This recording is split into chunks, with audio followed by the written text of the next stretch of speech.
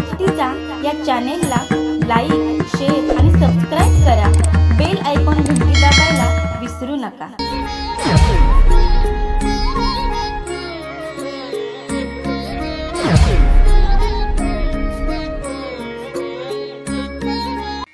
ऋषीमुनींच्या तपश्चरणे, साधुसंतांच्या तत्वज्ञानाने आणि भगवंताच्या पदस्पर्शाने पुनीतांनी पावन झालेली ही भारतभूमी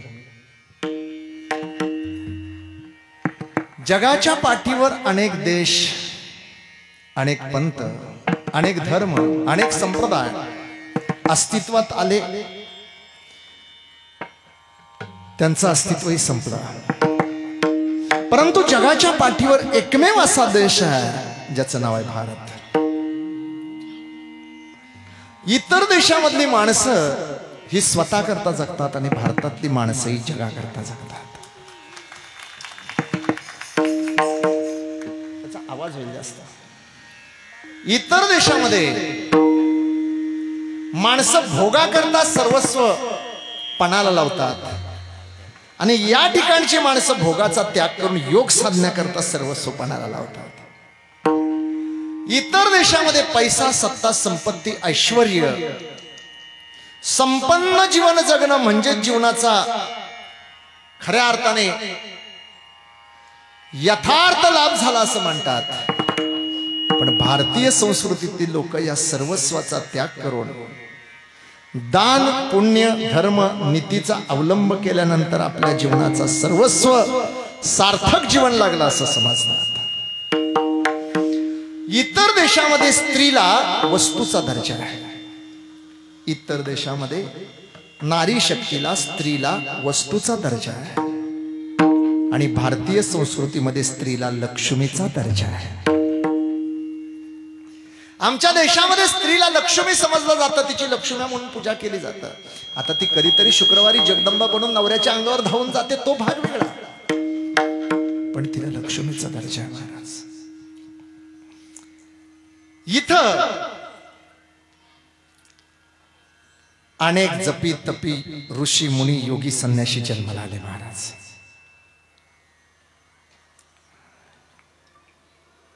इथं प्रार्थना केली जाते, सर्वे भवन्तु सुखिनः, सर्वे सन्तु निरामय, सर्वे भद्राणि पश्यन्तु मा कश्चित् दुःखमाप्नुयात्. ओम असतो मा सद्गमय, तमसो मा ज्योतिर्गमय, मृत्योर्मा अमृतंगमय. मृत्यू सुद्धा अमृतासारखा व्हावा ही प्रतिज्ञा करतो. एवढंच नाही, इतर देशामध्ये जन्मदात्री आई एकदा जन्माला घातलं की ती मोकळी होऊन जाते. पण इथं जन्माला घालणाऱ्या आईचं तर ऋणानुबंध आमच्या चामड्याची चप्पल करून तिच्या पायात घातले तरी सुद्धा फिटत नाही, म्हणून आम्ही तिला माऊली म्हणतो. पण एवढंच नाही, ज्या जमिनीवर आम्ही उभे राहतो त्या जमिनीला सुद्धा सकाळी पादस्पर्श करताना म्हणतो, समुद्र वसने देवी पर्वतो स्तनमंडले, विष्णू पत्ने नमस्तुभ्यं पादपर्शे क्षमस्व. एवढंच नाही, आईच्या अगोदर ज्या गाईचं आम्ही दूध पितो, गाईचं दूध पिणारी तर जगात सगळीच आहेत, पण उपकार फेडणारी कमी आहेत. तिच्या उपकाराची जाणीव असणारी कमी आहेत. तिच्या ऋणातून मुक्त होण्याकरता त्या गाईचं आमचं सुद्धा गवा विश्वस्य मातरा. म्हणून आम्ही सकाळी पहिली पोळी बनवली, पहिली चपाती बनवली की गुळ घेऊन दारात आलेल्या गाईला खाऊ घालतो. आमची आई म्हणून तिला दर्जा देतो. आयुष्यभर तिचे ऋण आमच्यावर आहेत म्हणून आयुष्यभर तिला आईचा दर्जा देतो. आता त्याच कलियुगामध्ये त्या गोमातेवर, बिचारीवर खूप वाईट दिवस आले, तो भाग वेगळा. जोपर्यंत या देशामध्ये गाईच्या दुधाच्या नद्या वाहत होत्या तोपर्यंत या देशामध्ये सोन्याचा थूर निघत होता. आणि जेव्हापासून या देशामध्ये गाईच्या रक्ताच्या नद्या वाहायला लागल्या तेव्हापासून या देशामध्ये शेतकऱ्याच्या शेतीत त्याच्या सरणाचा धूर निघायला लागला. जोपर्यंत या देशामध्ये स्त्रीला लक्ष्मीचा दर्जा दिला जात होता, जोपर्यंत या देशामध्ये नारी प्रथम पूज्यते, जोपर्यंत या देशामध्ये नारी शक्तीची पहिली पूजा होत होती, तोपर्यंत आमच्याकडे मात्र लक्ष्मी ओसंडून वाहत होती. जहां दाल दाल पर सोने की चिड़िया करती है बसेरा, ओ भारत देश मेरा. तोपर्यंत आमची माता रामाला जन्माला घालत होती, तोपर्यंत आमची माता कृष्णाला जन्माला घालत होती, तोपर्यंत आमची माता छत्रपती शिवाजी महाराजांना जन्माला घालत होती, तोपर्यंत आमची माता ज्ञानेश्वरांना जन्माला घालत होती, तोपर्यंत आमची माता जगद्गुरु तुकोबरायांना जन्माला घालत होती. एवढं सामर्थ्य इथल्या नारी शक्तीमध्ये होतं महाराज. जेव्हापासून या ठिकाणी मोगलांची आक्रमण झाली आणि स्त्री शक्तीचा अपमान व्हायला सुरुवात झाली, स्त्रीला दुय्यम दर्जा देण्याची सुरुवात झाली, स्त्रीला झाकून ठेवण्यात आलं, स्त्रीच्या तोंडावर बुरका आला मोगलांच्या भीतीमुळे, तेव्हापासून स्त्री ही दुय्यम दर्जात राहिली. पुरुष प्रधान संस्कृतीत त्यांचं चालत गेलं, याने किती चांगलं सांगितलं तरी कोणी ग्राह्य धरत नाही. तेव्हापासून एकेकाळी विश्वगुरु असणारा भारत आज आपल्या संस्कृतीच्या अस्तित्वासाठी लढतोय. एकेकाळी जगावर राज्य करणारे आम्ही आज आमचाच धर्म सुरक्षित राहावा याच्याकरता आम्ही प्रयत्न करतोय. एकेकाळी जगाच्या पाठीवर सर्वश्रेष्ठ आमचं तत्वज्ञान असलेलं आज आमचं तत्वज्ञान टिकेल की नाही याचीच भीती बाळगतोय. एकेकाळी अतिथी देवो भव म्हणणारी माणसं आज दारात कुत्री बांधून घरात बसलेली आहेत. कुत्र्यापासून सावध राहा. का झालंय सगळं? आम्ही विसरलो आमची संस्कृती, आम्ही विसरलो आमचा धर्म, आम्ही विसरलो आमचे विचार, आम्ही विसरलो आमच्या परंपरा, आम्ही विसरलो आमचं कुळ, आम्ही विसरलो आमचं मूळ, आमची वैदिक सनातन संस्कृती काय विसरलो.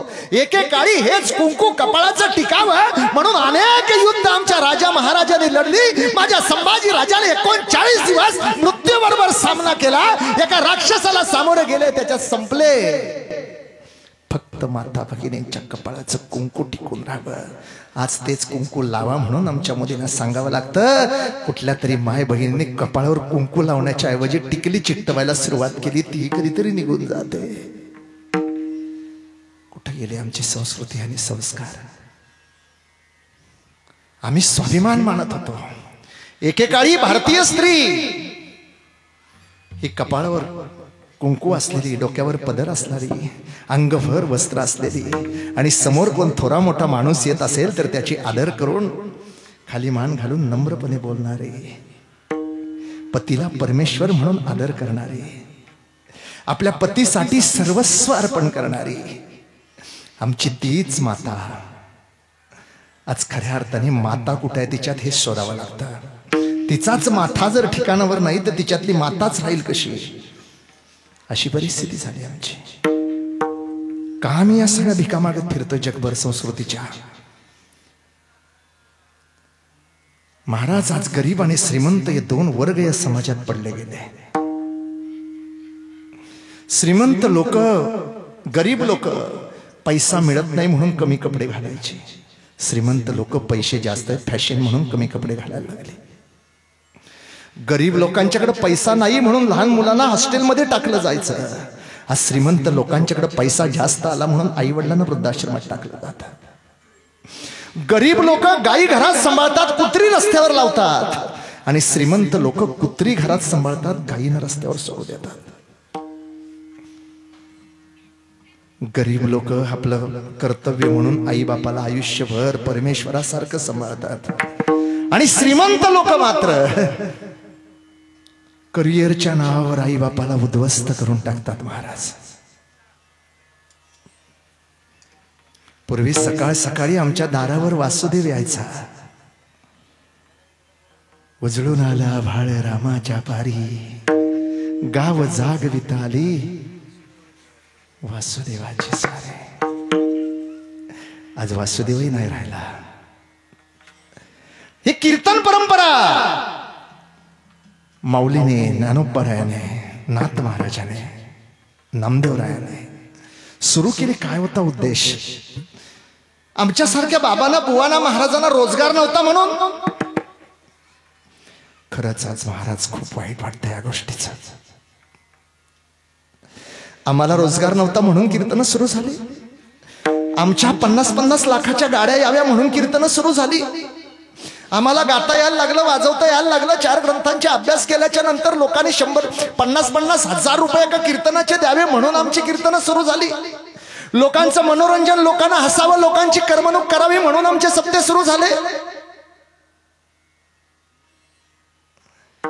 लोकांना कामं नाहीत म्हणून आमचे सप्ते सुरू झाले. कशासाठी हे सगळं सुरू झालंय? कशासाठी हा सगळा आटापिटा होता? जो समाज कधी शाळेच्या वर्गात जाऊन बसला नाही, ज्या समाजाला कधी पैसा कमवायचं कसे शिकला नाही तरी चालेल, पण पैशाचा विनियोग कशा करता करावा हा समाज शिकला पाहिजे म्हणून कीर्तन आहे. कपडे स्वच्छ ठेवायचे शाळेत शिकवलं जातं, हा शिकला नाही तरी चालेल, पण चारित्र्य स्वच्छ ठेवायला समाज शिकला पाहिजे म्हणून कीर्तन परंपरा आहे. महाराज घर बंगला बांधायला शिकलो नाही तरी चालेल, झोपडीत राहू, पण झोपडीत राहून सुद्धा सुखाचा संसार करून त्या झोपडीत सुख निर्माण करायला समाज शिकला पाहिजे. आज लोकांचे 4-4 मजली बंगले आहेत, पण बंगल्यातनं समाधान कायमचं निघून गेलं महाराज.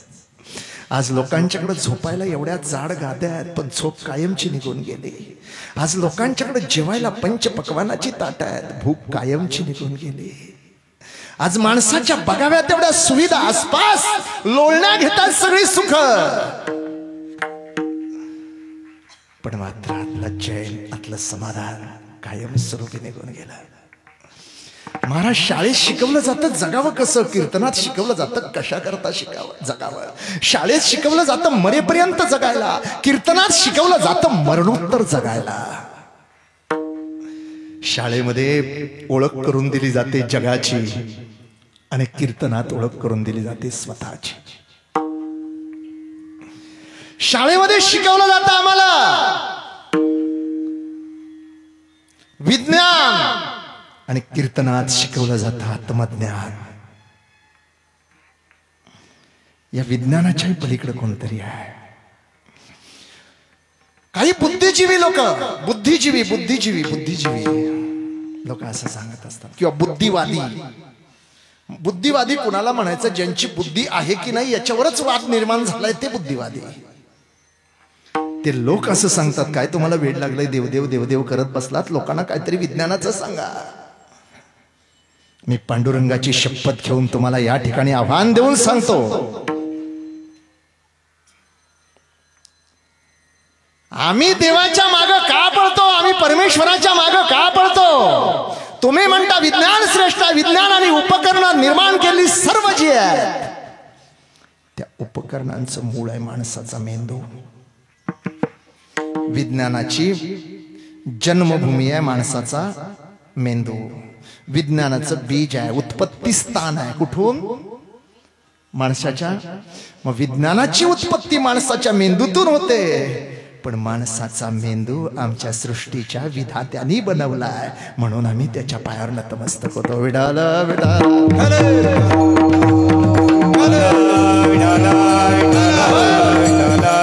अरे एवढ्याशा मेंदूतून आदित्य एलवन बाहेर निघतं, एवढ्याशा मेंदूतून चंद्रयान बाहेर निघतं. मग तो एवढासा मांसाचा गोळा बनवणारा तो किती विद्वान असेल म्हणून आम्ही त्याचा शोध घेतोय. आज महाराज देव मानणारी माणसं जगात खूप दिसतात, पण वागताना राक्षसासारखी वागतात. आज देव मानणारी माणसं खूप दिसली तरी त्यांच्या अंतःकरणात देव असतोच असं नाही. काही आमच्यासारखे मेकअप करून आलेली लोक आहेत, कुठं नोकरी मिळाली नाही, कुठं काय ऐकत नाही, अतिशय आगाव असला, पाठवा महाराजांच्याकडे काहीतरी कीर्तनकार तरी होऊ दे. मग आम्ही सांगायला लागलो सुपाऱ्या. देव मानणारी सगळीच माणसं देवासारखी वागतात अशी नाही, आणि देव न मानणारी या जगात देव माणसं सुद्धा खूप आहेत महाराज. दिसतात ते देव मानताना, पण प्रत्यक्षात असतात असं काही लोक देव मानताना दिसत नाही. हे बघा ना, आमचे वारकरी आहेत ना महाराज, हे बिचारे दिवसभर विदाउट ड्रेसवर असतात. कामाला कोण माथाडी कामगार असेल, कोण हमाली करत असेल, कोण भाजीच्या दुकानात असेल, कोण भाजीचा व्यापारी असेल, कोण जे जे काही करत असेल, कोण महाराज म्हणत नाही. म्हणले तर बुवा, ए बुवा असं संबोधतात. कोण मान सन्मान देत नाही. कुठं निघाले तरी बुवा तू नको आमच्यात, गोव्याला चालल्यावर असंही संबोधतात. पण ते दिसले जरी नाही ना तरी खऱ्या अर्थाने वारकरी संप्रदायाचं अस्तित्व आहे त्यांच्याच ठिकाणी आणि त्यांनीच टिकवलेलं आहे आणि त्या पुण्याईवर आम्ही आज जगतो.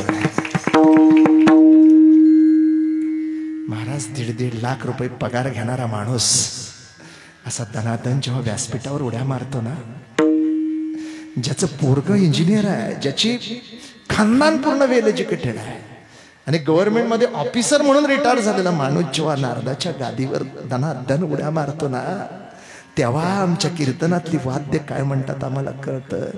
पांडुरंग पांडुरंग बोलतो मृदंग, पांडुरंग पांडुरंग बोलतो मृदंग, पांडुरंग पांडुरंग बोलतो मृदंग, पांडुरंग पांडुरंग बोलतो मृदंग. आय बोलतो पाषाण. माय बाप, ही लोक नाचतात त्याचं कारण काय? नाचू कीर्तनाचे रंगी, ज्ञान दीप लावू जगी. नाचू नये असं नाही महाराज, धन्य जगी तोची एक हरी रंगी नाचे. जगात तुम्हाला नाचावं हे कळलं असलं तरी कोणत्या ठिकाणी नाचावं हे कळलंच पाहिजे. लक्षात ठेवा, जगात नाचणारे आणि नाचवणाऱ्यांची संख्या खूप आहे. काही स्वयंस्फूर्तीने नाचतात ते कीर्तनात, काही पाजल्यावर नाचतात ते वरातीत, आणि काही अडचणीत आल्यावर नाचतात ते राजकारणात. माय बाप, कीर्तनातला मृदंग वाजताना सांगतो पांडुरंग पांडुरंग बोलतो मृदंग. आणि माझ्या पांडुरंगाचं भजन माय बापू हात जोडतो, पाया पडतो. आज जीवनात सगळं काही तुमच्याकडे असेल, 100 एकर जमीन तुमच्या नावावर असेल, पण ज्या दिवशी या जगातनं जाल तेव्हा दफन करायला 3.5 हात जागा तुमच्या सातबारावरची मिळणार नाही. म्हणून आज टाळी वाजवा.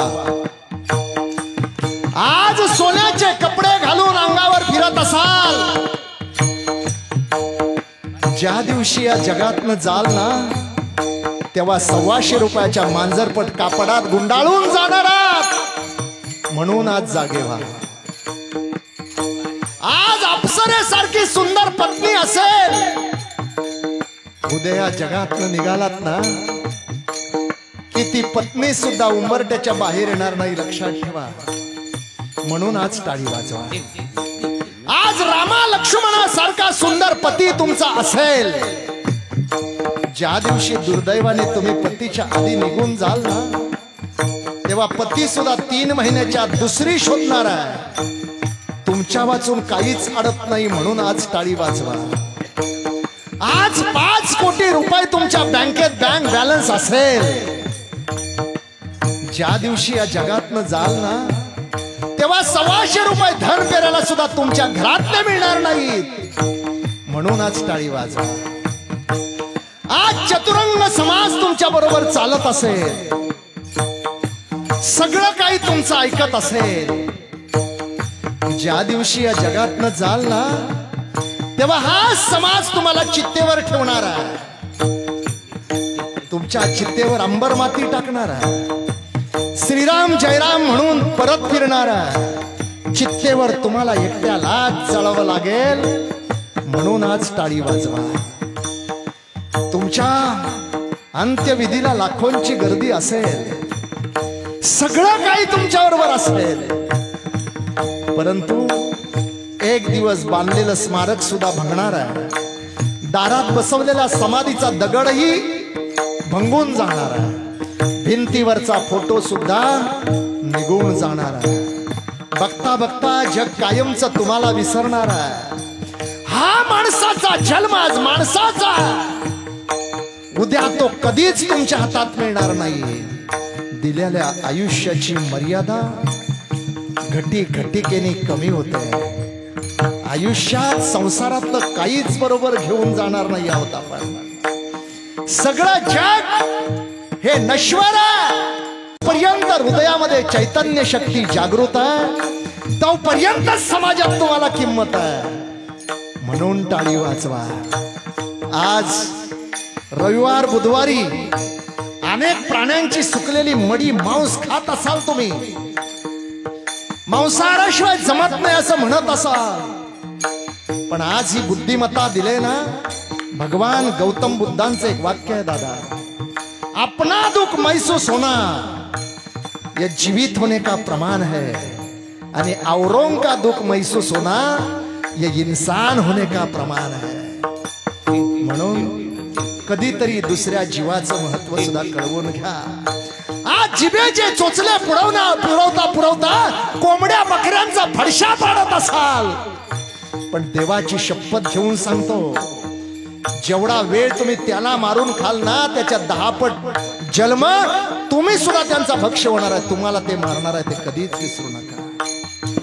आज दुसऱ्याला फसवून करोडोची संपत्ती जमवाल, आज दुसऱ्याला लुबाडून करोडोची संपत्ती जमवाल, पण उद्या गाढवाचा बैलाचा जन्म घेऊन त्याच्या दारात राबावं लागणार आहे.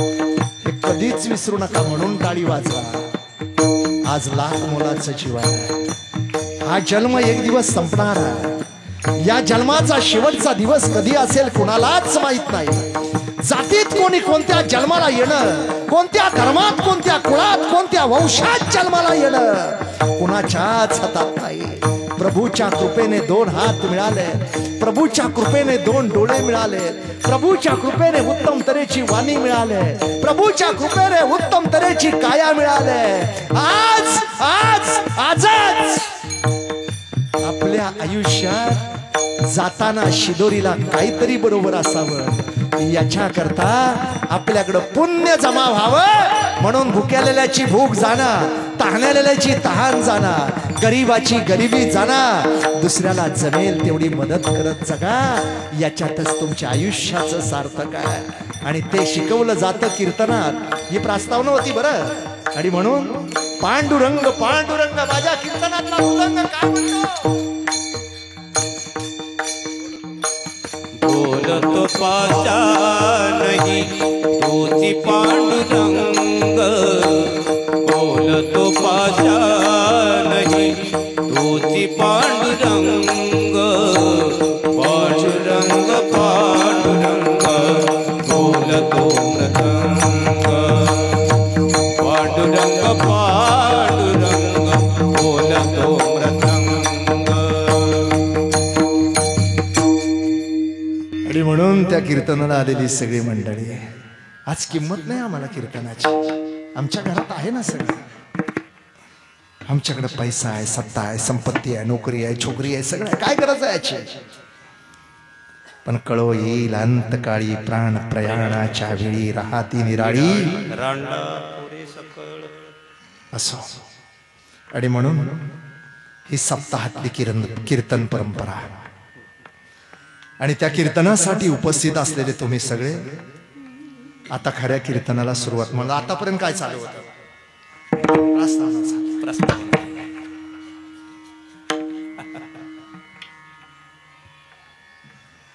तुम्हालाही प्रश्न पडला असेल, मग आतापर्यंत काय चाललं होतं. आता खऱ्या कीर्तनाला सुरुवात. आज कीर्तनाचा 4था दिवस, अखंड हरिनामचा 5वा दिवस. आणि 5व्या दिवसाच्या कीर्तन सेवेकरता उपस्थित असलेले सर्व श्रोते सज्जन महान,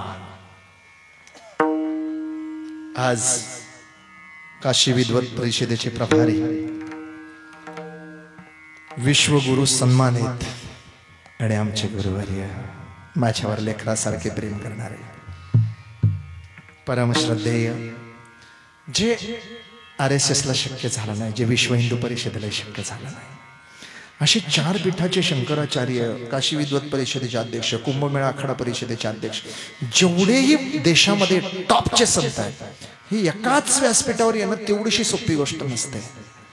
पण त्यांना 57 वेळेला ज्याने एकत्र, समोर खूप मोठे शाहीर बसलेले आहेत, ज्याने आयुष्यभर आपल्या वाणीने या समाजाचं कल्याण व्हावं, या राष्ट्र भारत मातेची सेवा घडावी, या छत्रपतींची सेवा घडावी, या समाजाची सेवा घडावी म्हणून उभं आयुष्य ज्याने भजन कीर्तन शायरी ज्या मिळेल त्या माध्यमातून समाजाचं प्रबोधन केलं, ते परम आदरणीय रूपचंदजी चव्हाण, तसेच उत्कृष्ट मृदंगाचार्य, इंद्रासारखे, गंधर्वासारखे गायक, सुंदर चोपदार, माझ्या मागे उभे असलेले टाळकरी बंधू खूप माण, आणि उत्कृष्ट साऊंड सिस्टम, नाही तर सारखं कू कू कोंबडा हरवतो असे माईक ओरडतात. उत्कृष्ट साऊंड सिस्टम. आणि नवले साहेबांचं तर नवल काय सांगावं. अरे गेले कुठे ते. आणि अशा सगळ्या, मी तुमच्याबद्दल का बोलतोय महाराज माहित आहे, तुमच्या नियोजनाबद्दल ही माणसं मला गाडीत सारखी सांगत होती. आमचे साहेब असं नियोजन करतात, आमचे साहेब तसं नियोजन, एक माणूस त्यांच्या नजरेतनं सुटत नाही म्हणजे. बोललो कोण नवले महाराज, त्यांना भेटवा तरी मला, म्हणून तुमचं नवल. आणि अशी कमी बोलणारी, स्ट्रिक्ट असणारी, समाजाला स्टेट वॉर्निंग देणारी, आणि अशा लोकांच्या आदर्शाने जो समाज जगत असतो. त्याचबरोबर आमचे ज्येष्ठ कीर्तनकार, ज्येष्ठ गायक काळे महाराज, विनेकरी बाबा, तुम्ही आहे बरं माझ्या लक्षात. आणि परिसरात लांब बसून ऐकणारी, घरात बसून ऐकणारी, युट्यूबच्या माध्यमातून ऐकणारी, ही सगळी महान आहेत. परंतु आजचा कीर्तनकार सगळ्यात लहान आहे, जरा सांभाळून घ्या. विठाल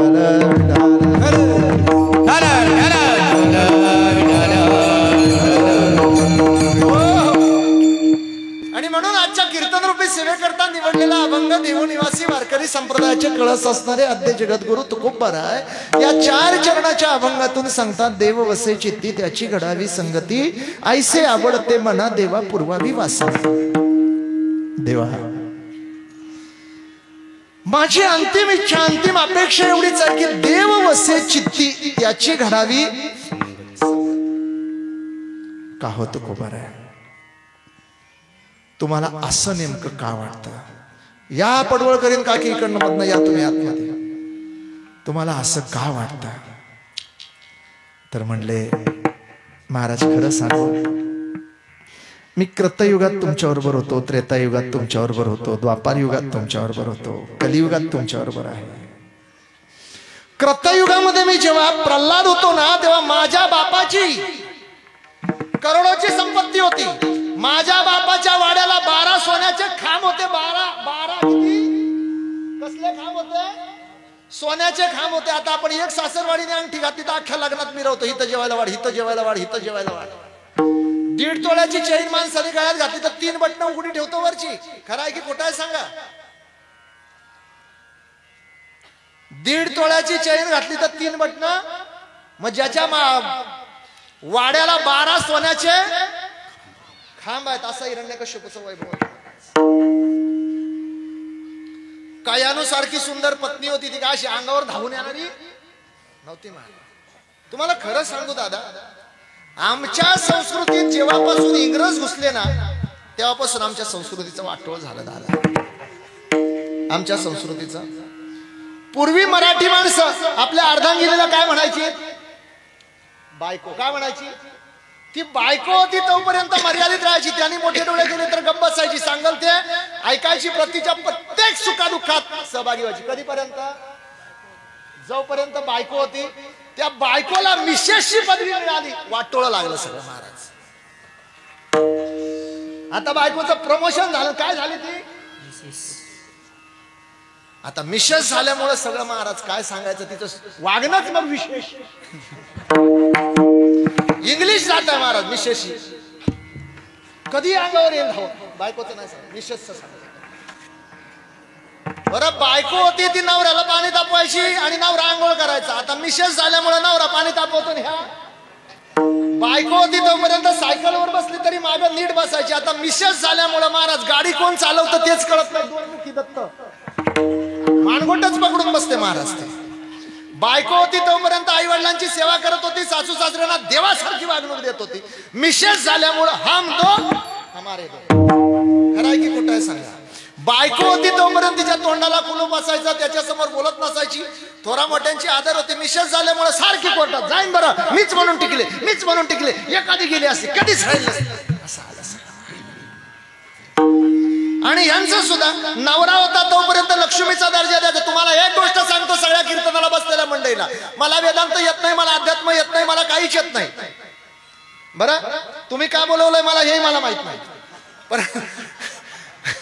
परंतु एक गोष्ट तुम्हाला सांगतो, इथं बसलेल्या सगळ्या मंडळीने तुमची प्रगती जर होत नसेल, तुमच्या घरात पैसा टिकत नसेल, तुमच्या घरात लक्ष्मी टिकत नसेल, तर आजपासून फक्त एक काम करा, तुमचा व्यवहार तुमच्या पत्नीच्या हातात द्या आणि आपल्या पत्नीला लक्ष्मीचा दर्जा द्या. लक्ष्मी सारखा आदर करा, लक्ष्मीच्या दृष्टीने तिच्याकडे पहा आणि लक्ष्मी सारखं तिच्या जवळ वागा. तुमच्या घरात जर काही कमी पडलं तर मला विचारा, जगात लक्ष्मी शोधण्याची गरज नाही.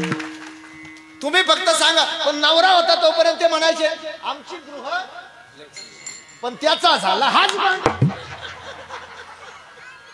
नवऱ्याचा झाला वाटव लागलं ना महाराज, ते लागलं परत पुढे फिरून सिगरेट बायको येऊन पडायला बसायला लागली,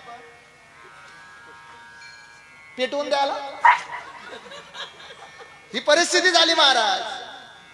आणि म्हणून नवरा होता तोपर्यंत सगळ्या मर्यादा होत्या. नवऱ्याचा हजबंड झाल्यामुळे वाटवं लागलं.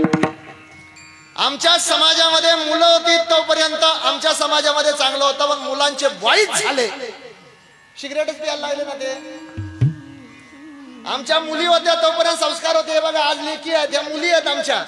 कीर्तनाला येऊन बसल्या, सगळ्यात पहिल्या आल्या, कपाळाला लाल गुंड टिळक लावून कपाळाला आल्या इथं कीर्तनाला बसायला, सगळ्यात पुढे येऊन बसल्या. पण गर्ल्स झाल्या ना, गर्ल्स कुठं त्या कपड्यांना आग लागली, फॅक्टऱ्या पेटल्या, पुढेच फिरायला लागले, वाटव लागलं माणूस. अशा बऱ्याच गोष्टी समाजामध्ये. पूर्वी आम्हाला शिकवायला बाई असायची आणि गुरुजी असायचे. कोण असायचे? बाई आणि गुरुजी. आता गुरुजीचं रूपांतर सरामध्ये झालं. गुरुजी, गु म्हणजे गुणा नाहीत आणि रू म्हणजे रूपा नाहीत.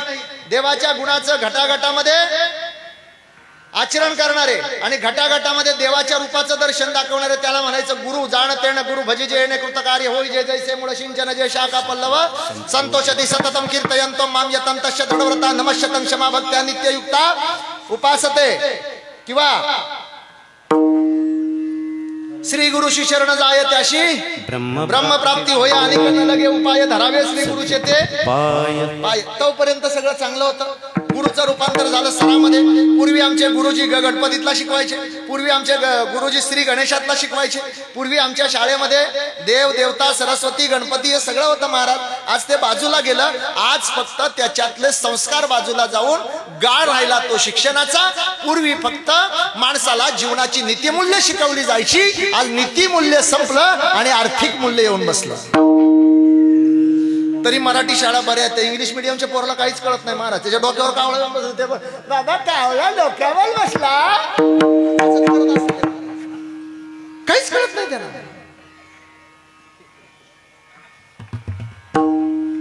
त्याला विचारलं दूध कोण देतं? बाबा ते भैया काका दूध नाही दिलं त्याने. अरे भैया दूध देतच नाही, दूध म्हैस देते येड्या. काही विचारत बसतात ना, माहितच नाही ना बिचारांना. महाराज एक लक्षात ठेवा, मूर्ती कशी असावी कुणाच्या हातात आहे? पाथरवटाच्या की दगडाच्या? मडकं कसं असावं हे कुणाच्या हातात आहे? कुंभाराच्या की मातीच्या?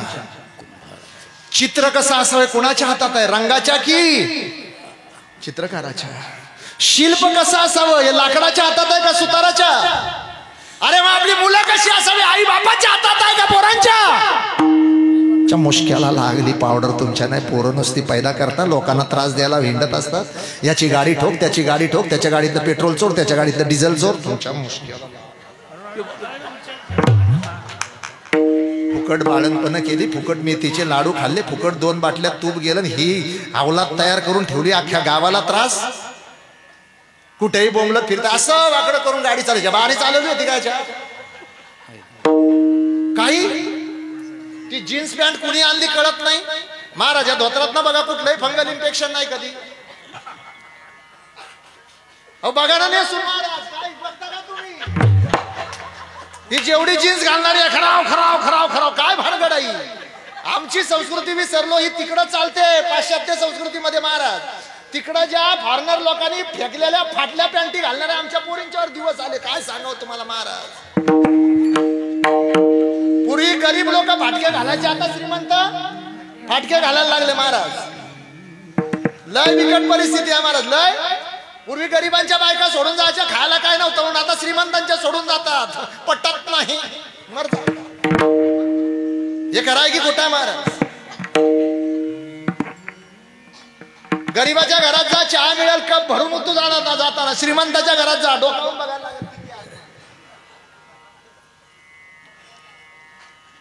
माणुसकी सोडली महाराज, माणुसकी सोडली. आज आम्ही ज्यांना सुशिक्षित म्हणतो, सुशिक्षित, ती गुटखा खाऊन थुकत आहोत. हे मुस्काडीत द्यावी समोरनं. आमच्याकडे एक कोंबडी होती दादा, 32 पिलं होती एकटीला. आई शपथ सांगतो, कुटुंब नियोजन नाही काय नाही, 32 पोरं एकटीला. आणि इतकी आज्ञाधर केलं की लगेच ती भंग करायची. एकटी 32 पोरांना सांभाळायची. पोरं ना आता 1 रुपयाचं दान नाही महाराज. कुठून रुपयाची पेन्शन नाही, रुपया पगार नाही, लाडक्या बहिणीच्या पोषणारातले तांदूळ नाही, काहीच नाही. ते 2 रुपये किलो तांदूळ, 3 रुपये किलो गहू, काहीच नाही महाराज. एकटी 32 तास सांभाळायची. किती. आणि या सकाळपासून काय डबकराचा डबकराचा डबकराचा डबकराचा डबकराचा. काय कुठं गाव जेवण आहे देव जाणं. सफाकराचा सफाकराचा सफाकराचा सफाकराचा. डब्यात चपाती अर्धी, अर्धी बटाट्याची फोड, हुंदीर जगायचा नाही त्याच्यावर. 10 तारखेपर्यंत नवऱ्यांना डबा देतात. 10 तारखेनंतर नवरे उपाशी कामाला जाऊन 1.5 क्विंटलची पोटली पुढे आली महाराज. वडापाव फुगून पोटात. सगळ्यात जर सध्या वाईट दिवस कोणात ऐकून माहित आहे. देवा शपथ सांगा, सगळ्यात वाईट दिवस. कीर्तनात बसलाय तुम्ही, देव माफ करणार नाही. सगळ्यात तुम्ही या जगात पिडलेलं कुणाला पिडलंय सगळ्यात सांगा. ती बिचारी शोषित, पीडित, वंचित, दुःखित. यांच्या इतके वाईट दिवस कुणावरच नाही सध्या. देव हे बोलत नाही. फक्त बाजारात नेले ना, बाजारात यांच्याकडे पैसे आणि यांच्याकडे पिशवी. विचारा विचारा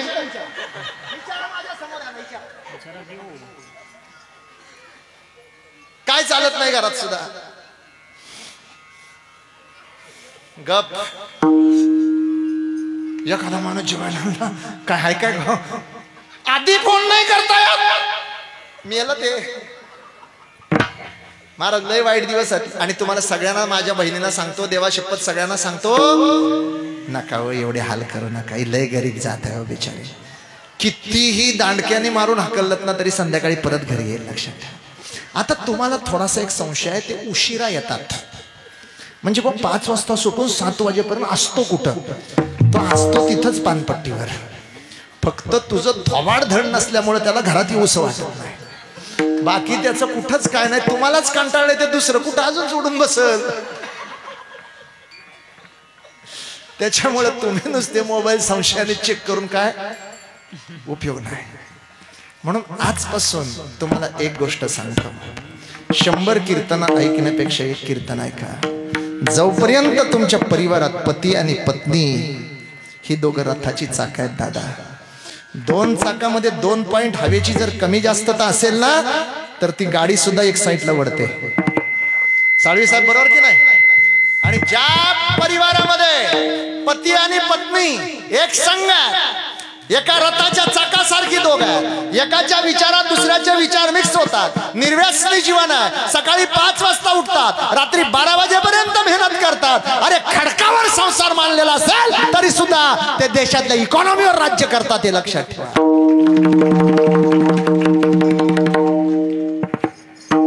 महाराज, मी मी तुम्हाला उदाहरण पुराणातले नाही देणार. ज्याच्या बापाने आयुष्यभर हातगाडी ओढली ना, हातगाडी, ज्याच्या बापाने आजपर्यंत रस्त्यावर केळी विकली ना, केळी, ज्याच्या बापाने आयुष्यभर हमाली केली ना, माथाडी कामगार म्हणून, ज्याच्या बापाने आयुष्यभर डबे पोचवले, लोकांच्या जेवणाचे डबे पोचवले, 8-8, 10-10 घराची लाईन केली ना, लाईन. महाराज पोराने ती जाणीव ठेवली, आपला बाप खांद्याला अडकवून हातगाडी ओढतोय, आपला बाप सायकलला अडकवून 40-40 डबे पोचवतोय, आपला बाप 70 ते 80 किलोचं वजन घेऊन ट्रेनमध्ये चढतोय डब्याचा, तो पूर्ण साचा घेऊन. त्यांची पोरं फक्त वारकरी संप्रदायाची कास बापाने सोडली नाही, जाईल तिथं कीर्तनाला आपल्या पोराला घेतल्याशिवाय गेले नाही. आज त्यांची पोरं आपल्याला हेवा वाटेल. आज महाराष्ट्रात जेवढे आरोचे प्लांट बसलेत ना, ते प्लांट बसवणारा एक सामान्य शेतकऱ्याचा मुलगा आहे माझ्या डोळ्यासमोर बसले, संतोषजी आंद्रे, दहिसरवरून इथं कीर्तनाला आलेत महाराज. त्यांचे बाबा पण इथं बसले समोर माझ्या. कधीतरी जीवनातला आदर्श घ्या महाराज. मोठं होणं ही खूप सोपी गोष्ट आहे, पैसा कमवणं ही खूप सोपी गोष्ट आहे, पण जोडून या धन उत्तम व्यवहार उदास विचार वेच करी. ज्यांनी मेहनतीला संस्कारांची जोड दिली आणि ज्यांनी कीर्तनाला जाताना आपल्या मांडीवर बसून आपल्या लेकरांना कीर्तन ऐकवलं ना, त्यांची पोरं बिघडूच शकत नाहीत. हे लिहून घ्या, बिघडूच शकत नाहीत. तुकोबाराय, काय चाललंय नेमकं कलियुगांमध्ये? 4 युगात महाराज मी सांगतो तुम्हाला. त्रेतायुगामध्ये मी उद्धव होतो, हिरण्यकश्यप होतो ना आपण, नाही तर म्हणाले कुठेतरी फिरत बसलं. तसं नाही होणार, अजिबात काळजी करू नका. म्हणजे वयाच्या मानाने थोडस होणार, आपलं अजून काय तेवढं वय झालेलं नाही आता. आणि म्हणून एक गोष्ट लक्षात ठेवा, तुकोबारानं विचारलं काय परिस्थिती आहे, देवा काय सांगावं. या जगात ज्यांच्याकडे पैसा आहे त्यांच्याकडे माणुसकी नाही, आणि माणुसकी आहे त्यांच्याकडे पैसा नाही. म्हणलं असं चाललंय? हो देवा, काय सांगायचं, लय बिकट परिस्थिती. इथं बसलेली माता भगिनी जर लक्ष्मी सारखी संस्कारिक असेल तर तिचा नवरा दारू पिऊन येतो, तो म्हणतो दात पाडीन, फोडून टाकीन, मोडून टाकीन. तिचे असे दुःख आहे. म्हणले तुकोबाराय देवाला सांगतात. म्हणले असं देवा काय सांगायचं, तुम्ही कुठल्याही बेवड्याची बायको तपासा. नंबर 1, दातनी दात काढला तरी म्हणाल पप्याचा बाप तसा नाही, ते पियाल्यावरच मारतात. नाही तर पप्याचा बाप लय जीव माझ्यावर, येड्यावानी करू नका, मी धुना भांडी करेन, पण त्याला सोडणार. म्हणलं असं लय देवा काय सांगायचं तुम्हाला. आणि ज्यांना बायका लक्ष्मीसारख्या मिळालेत त्यांना अवदसा सुचले. म्हणले ती पिऊन येऊन पेताडा करायला. असं चाललं. देवा खरं सांगू तुम्हाला, तुकोबाराय देवाला सांगतात, देवा खरं सांगू तुम्हाला, देवा या जगामध्ये पूर्वी पत्नी आपल्या पतीला परमेश्वर मानत होती, तेव्हा लोकांच्या घरामध्ये लक्ष्मी नांदत होती देवा. आता बायको नवऱ्याच्या अंगावर धावून जायला लागली देवा. आणि या जेवढे लव्ह मॅरेज केलेले आहेत ना, दार लावून भांडी घासतात. ओ देवा लय वाईट. म्हणलं असं करतात, काय सांगायचं देवा. अहो आम्हाला वाटतं श्रीमंत लोक खूप काही सुधारले देवा. गरीब लोक आहेत ना, गरीब, ती गावामध्ये गाई रस्त्या म्हणजे घरात सांभाळतात आणि कुत्री रस्त्यावर असतात. म्हणले असं म्हणलं, जर इकडे श्रीमंत लोकांच्याकडे बघितलं ना तर गाई रस्त्यावर सोडून दिलेत, म्हणजे कुत्री आणून घरात ठेवून असं करतात. म्हणले काय सांगायचं देवा. एका कुत्र्यावर 5-5 हजार खर्च होतो देवा, पण आई बापाला 500 रुपये महिन्याला पाठवायला यांची दानत होत नाही. असं करतात देवा. काय सांगायचं तुम्हाला. अहो भरलेल्या बाटल्या रिकाम्या केल्या, त्याने गुंट्यावारी जमिनी विकल्या. कुणी हो कुणी देवा, भरलेल्या बाटल्या रिकाम्या करणाऱ्याने आई बापाच्या गुंट्यावारी जमिनी विकल्या आणि रिकाम्या बाटल्या भंगारवाल्याला नेऊन विकणार. 3 मजली बंगले बांधले. कुणी आणि रिकाम्या बाटल्या भरलेल्या रिकाम्या केल्या त्याने.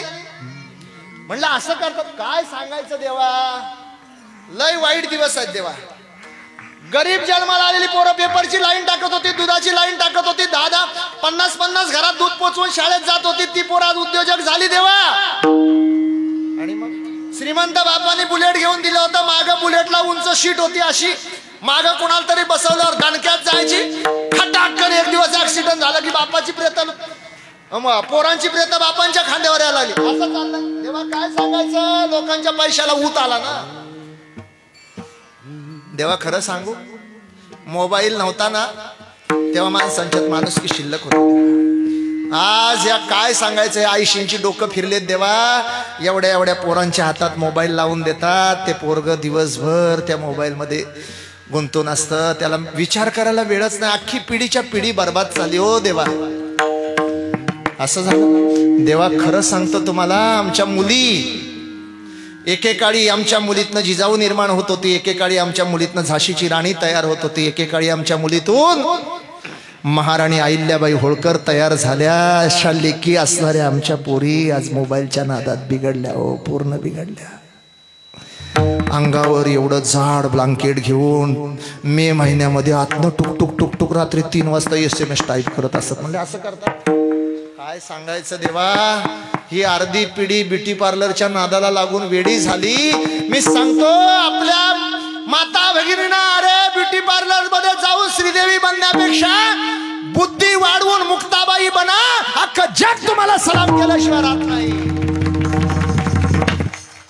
देवा खरंच सांगतो तरुण पोरांचं, अहो पूर्वी शेंडी इथं वर ठेवली जायची, तेव्हा आता इथं खाली ठेवली जाते. म्हणलं का, म्हणलं क्वालिटी घसरली. आई बाप उघड्या डोळ्यांनी बघत असतो. म्हणलं आजकालची पोरे ऐकत नाही. अरे तुला जन्माला घातलेला पोरगा जर ऐकत नसेल, तू जीव दे ना, कशालाही भरांतीत पडला तू. या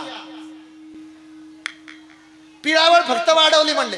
असं करतात. देवा तुम्हाला सांगतो, ज्या लोकांना आम्ही निवडून देतो, ज्या लोकांना आम्ही सत्तेत आणतो, तीच लोक पाऊल वाटाच्या शिमिटापासून, पुलाच्या लोखंडापासून, रोडची डांबर पासून गावातली संडास खायला कमी करत असं करतात. म्हणजे देवा काय सांगायचं तुम्हाला, लय वाईट दिवस या समाजावर आहेत. अशी कशी दुनिया चंद्रावर चालले, चंद्रावर चालले. अशी कशी दुनिया चंद्रावर चालले, चंद्रावर चालले.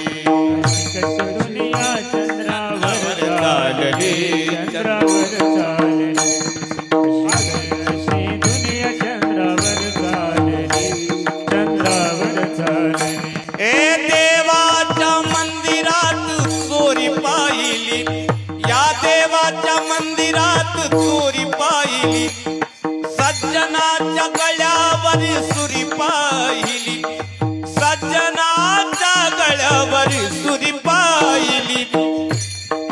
पतिव्रता असुनी उपाशी राहिली, पतिव्रता असुनी उपाशी राहिली, पतिव्रता असुनी उपाशी राहिली.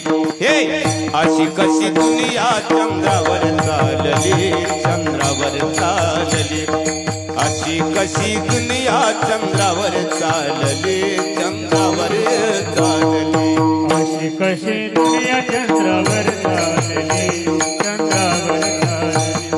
अशी कशी दुनिया चंद्रावर चालली, चंद्रावर चालली. अशी देजा प्रमाण मस्त महाराज माथ्यातले आहेत ना, बस झालं ना. सगळ्याचा महाराज उद्देश एकच आहे, ह्यांच्यावर काहीतरी परिणाम व्हावा. सगळ्याचा उद्देश एवढाच आहे, समाज साक्षर व्हावा. आम्ही किती काय केलं, डोकं तुमच्या पुढे आपटलं, आम्ही आत्महत्या करून मंडपाला लटकलो, तुमच्यात बदल होणार आहे का?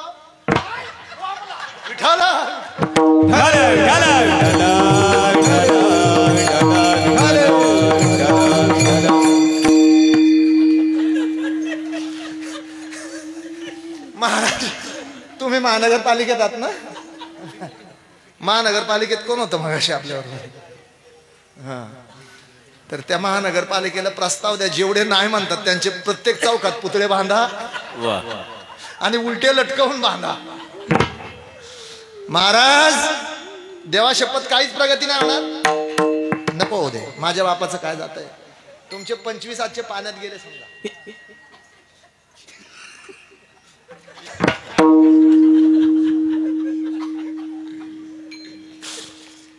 असं आणि म्हणून एक गोष्ट लक्षात ठेवा, तुकोबराने सगळं सांगितलं. देवा, एकेकाळी हा समाज आम्ही अशिक्षित मानत होतो, तेव्हा तो सकाळी आपल्या आईबापाच्या पाया पडून कुठल्या कामाला सुरुवात करत होता. आज आम्ही या समाजाला सुशिक्षित मानतो देवा, पण सुशिक्षित असणारी लोक आईबाप एक साईडला, दिवसाचा फोन सुद्धा करायला वेळ नाही. यांचा मेवणीला फोन होतो, मेवण्याला फोन होतो, साडवाला होतो. करता की नाही? करता ना? मग साडवाला फोन होतो, सासूला फोन होतो, सासऱ्याला फोन होतो. आई बापाच्या फोनलाच काय पेटतो, आग लागते यांच्या फोनला, कळत नाही. तेव्हा यांना टाइम नसतो. पटलं काय काय जणांना. बाकी सगळ्यांना मेवणीला रोज फोन, काय काय चाललंय, जेवलात का? हो जेवले, आता भांडी घासाची शिल्लक आहेत. काय गरज आहे तुम्हाला? उगाच उगाच अजिबात काय काय. आणि तुम्हाला एक गोष्ट सांगतो, देवा अशी परिस्थिती आहे. पूर्वी आम्ही लोकांना अशिक्षित म्हणत होतो, तेव्हा घड्याळ नव्हतं तरी 3:30ला लोक उठत होते. देवा, आज लोकांना सुशिक्षित म्हणायला लागलो, घड्याळ आली. देवा, खिडकीतनं ऊन येऊन इकडं सणसणून तापले की असं लय वाईट दिवस आहे. तेव्हा पूर्वीच्या सासवा आहेत ना, सासवा लय चांगल्या होत्या महाराज. तेव्हाच्या सासवांना सुना खूप चांगल्या मिळायच्या. आता इथं बसलेल्या एका तरी सासूने सांगावं, देवा शपथ सांगा, सून नावाची जी जात या समाजात आहे, सून एक तरी चांगली आहे का? खरं सांगा, हात वर करून सांगा जिची सून चांगली आहे. बघा, एकीची सुद्धा चांगली नाही, एकीची सुद्धा चांगली नाही, याचा अर्थ यांच्या सगळ्यांच्या सुना चांगल्या आहेत, फक्त यांची थोबाडं धड नाहीत. सगळ्यांच्या चांगल्यात सुना, फक्त समजून घेत नाही.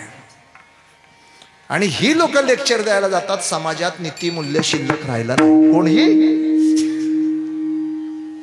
जिने आपल्या 3 सुना जाळून मारल्या, ती बचत गटाची अध्यक्ष, ती लेक्चर द्यायला, समाजात चांगलं वागलं पाहिजे. तुझ्या मुश्किला लागली मशीर नाही कधी भर दिवसा. जे दिवसाचं 3-3 सिगरेट फुकतात ते पोरांना शिकवता व्यसनापासून. तुम्ही सांगायचं, जे सप्त्याची वर्गणी टायमात देत नाही ते आम्हाला दानाचे धडे शिकवणार. दान धर्म केल्याशिवाय पुण्य वाढत नाही कधी. तू जे 7 दिवसात 7 चपला नवीन घालून जातात ना, ते सप्त्याचा हिशोब मागायला पुढं कधी काय झालं?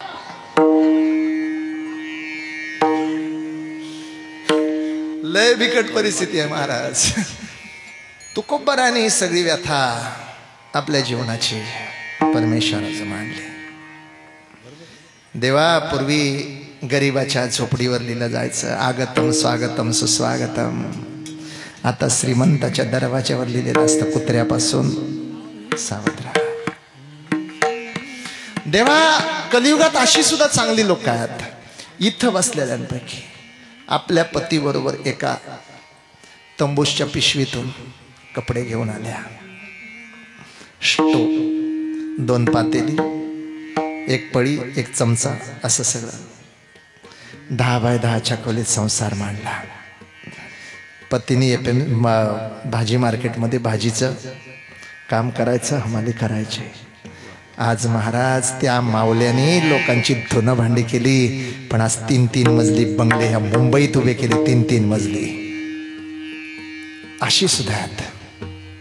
आणि काही नवऱ्याशीच भांडत बसली, नवऱ्याशीच केस करीत बसली, ती बसली तशीच. परवा नामदेव महाराज मला एक पेढे घेऊन आला. पेढे मी का सांगतोय, समाज संपला कशामध्ये बरं का संतोषजी? म्हणलं महाराज आपण केस जिंकली. काय महाराज? कुठले? म्हणला त्या पलीकडच्या खाचरातल्या जागेची. म्हणलं जागा किती होती? भीमाशंकरच्या डोंगरात 12 गुंठे. किती? 12. म्हणलं 22 लाख रुपये केशीला घालवल्या पट्ट्याने महाराज. किती? 22 लाख. 12 वर्ष केस लढलो. म्हणला 22 लाख केशीला 12 वर्ष. म्हणजे जमिनीची किंमत किती? जमिनीची जाऊ द्या, आपल्याला जमिनीची गरजच नव्हती. मग आपल्याला जमिनीची वकील 1 नंबर मिळाला पडाळकर साहेब आपल्याला. 12 वर्ष लढला पट्ट्या, पण केस हारला नाही. वकिलाने 3 मजली बंगला बांधला. मग 21 लाख 22 लाख आणले कुठं? नाही म्हणला मिल मध्ये बाबा कामाला होते, त्यांचा रूम होता लालबागला, तो विकला. मेवणीने 5 लाख रुपये दिले, सासूने 2 लाख दिले. मोठी आग लावणारी कुळं की नाही घरातली. आणि हे सगळं झाल्यानंतर म्हणलं आपल्याला म्हणला जमिनीची आरड महाराज गरजच नव्हती, फक्त आमच्या थोरल्याची जिरवायची होती म्हणून म्हणला लढलो. आता थोरल्याची जिरवता जिरवता याची पुरी जिरली नाही साहेब याची. आणि म्हणून मराठी माणसाने एक गोष्ट लक्षात ठेवा, हांतरुणाप्रमाणे पाय पसरा, कमाईप्रमाणे खर्च करा. ज्या मातीतून आम्ही मोठे झालो त्या मातीचे उपकार कधी विसरू नका. ज्याने आमच्या डोक्यावर हात ठेवला, ज्याने आम्हाला कुरवाळलं, ज्याने आम्हाला इथं आणलं, ज्याने आमचे पाय रोवले, त्या माणसांच्या पायाला हात लावायला कधी विसरू नका. आणि ज्यांच्या ताटात आम्ही पहिले जेवलो, ज्यांच्या रूम मध्ये आश्रयाला राहिलो ना, त्याच्या पायाला हात लावत जा. कमावलेली संपत्ती तुम्हाला आयुष्यात कधी दुःख देणार नाही, लक्षात ठेवा, कधीच विसरू नका. आणि जिने तुमच्या सुखादुखात साथ दिली, एक टायमाला उपाशी झोपली आणि हाताच्या चाळणी करीपर्यंत कामं केली ना, त्या पत्नीला लक्ष्मीचा दर्जा द्यायला विसरू नका. आज फटकन आपण बोलून मोकळो. तू काय गेलास? चालती हो तुम्ही जाच एकदा यांची बघा अवस्था काय. बिंदास निघायचं, जायचं 4-5 दिवस भावाबिवाकडे. हे येऊ देतच फक्त आणायला. यांना नाही जर गोसावी बनून कुंभमेळा गाठायला लागला तर मला विचारा, कोण विचारणार नाही यांना तुमच्याशिवाय. जाच म्हणायचं आपण. कधी जा म्हणलं बाजारात जायचं, पावशेर गांजा घ्यायचा, 1 लुंगी आणून द्यायची, 1 चिमटा आणून द्यायचा, 1 धुरी पेटवून द्यायची उंबराच्या कडेला. हे तिकडं देवाकडे नाही पाठवायचं, नदीच्या कडेला. आणि माझं बसायचं आणि रोज आलं गेलं फक्त आलक निरंजन म्हणत जा म्हणायचं. दुसरं करू शकतात काय महाराज? पुरुषार्थ जर गाजवायचा आहे ना, तर देव देश आणि धर्मावर आलेल्या संकटांवर पुरुषार्थ गाजवा.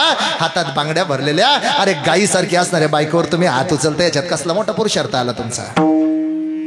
आणि लोकांना मी बायको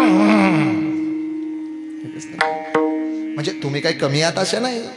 काही ना सवयच तशी आहे महाराज. जोपर्यंत फटका खात नाही तोपर्यंत गप्पच बसत नाही महाराज. म्हणजे आज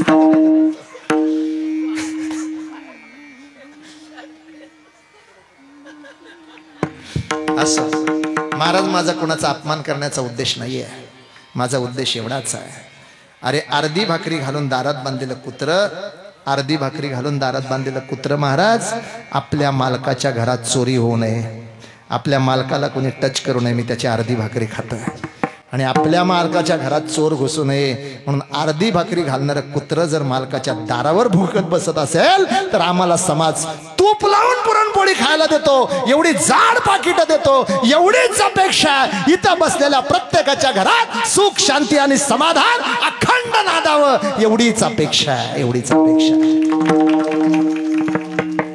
बाकी काय अपेक्षा नाही.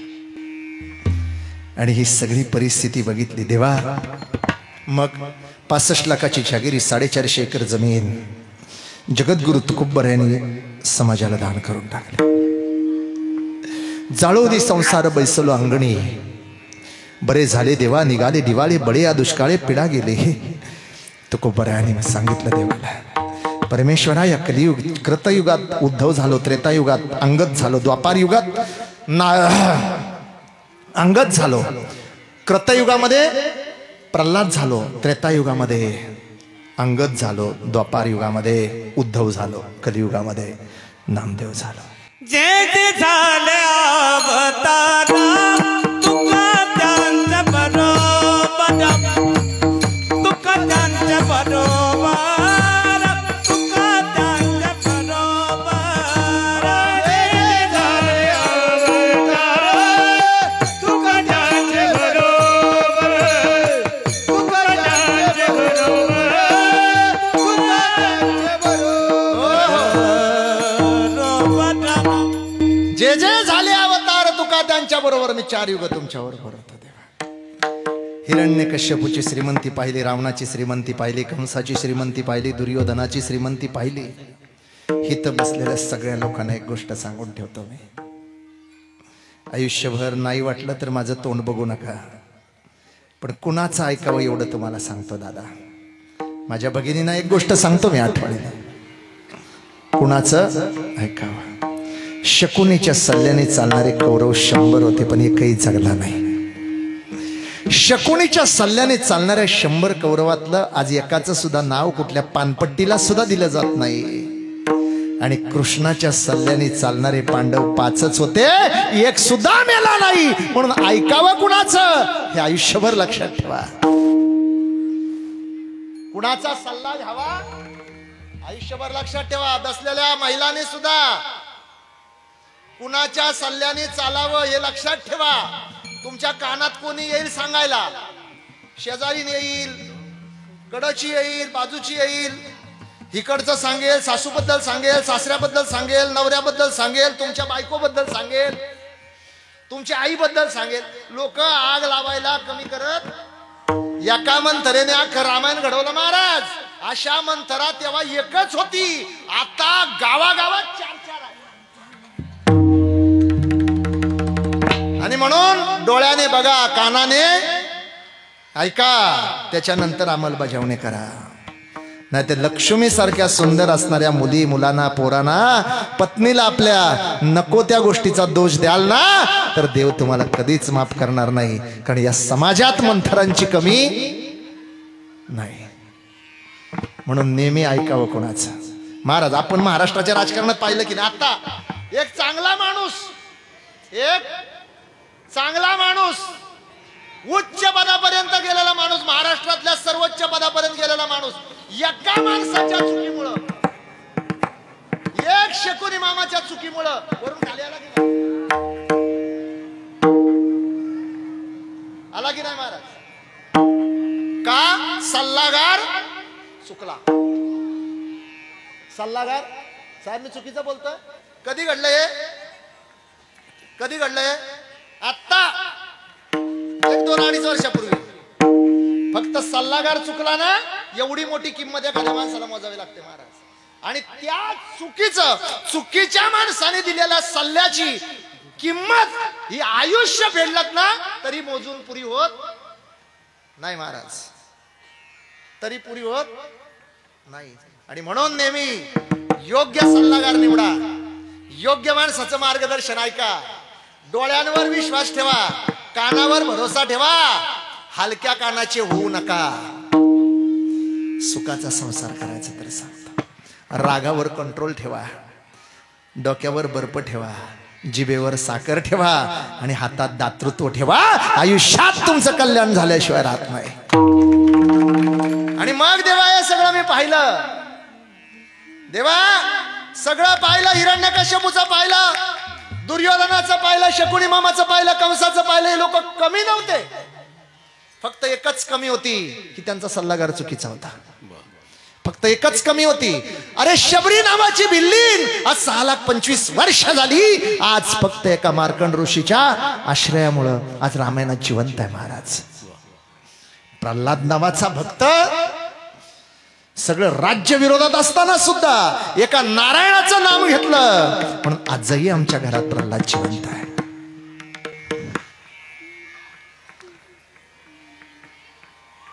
अनेक भक्त पुंडलिक, चोखामेळा बंका जातीचा असेल आणि असे अन्य जाती योनी तरल्या हरीच्या नामे तयाची पुराणे भाट झाली. म्हणून देवा जे तुझ्या संगतीत आले ते अमर झाले, त्यांनी जन्म मृत्यूचा फेरा चुकवला.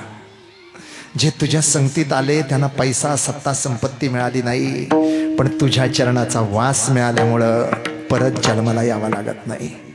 आज माणसाचा जन्म आहे, उद्या गाढवाचा सुद्धा मिळू शकतो, कुत्र्याचा सुद्धा मिळू शकतो. आणि म्हणून आज माझी एवढीच अपेक्षा आहे, ज्याच्या हातात तुझी चरण लागली, ज्याच्या चित्तात तो अखंड साठला गेला, ज्याने तुला पाहिलं, परमेश्वरा तू जन्मदातास, तू जन्माला घालतास, तू सकल विश्वाचा भरण पोषण करणार आहेस. आणि म्हणून माझी एवढीच अपेक्षा आता बाकी दुसरं काही नको मला. एवढंच घडू दे अखंड देवा. पत्नी गेली, मुलगा गेला, हरकत नाही, आता एवढंच घडू दे. देव वसे देव वसची ती, देव वसची ती, देव वसची ती, देव वसची ती, देव वसची ती,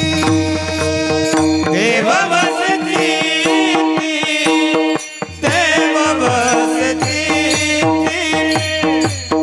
देव वसची ती, देव वसची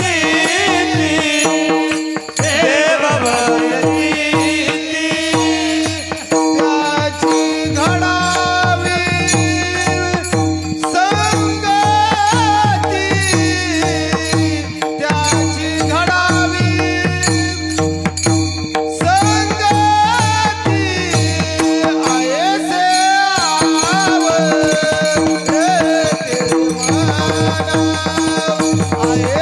तुम्हाला, आयेसे आवडते तुम्हाला, त्याची घडावी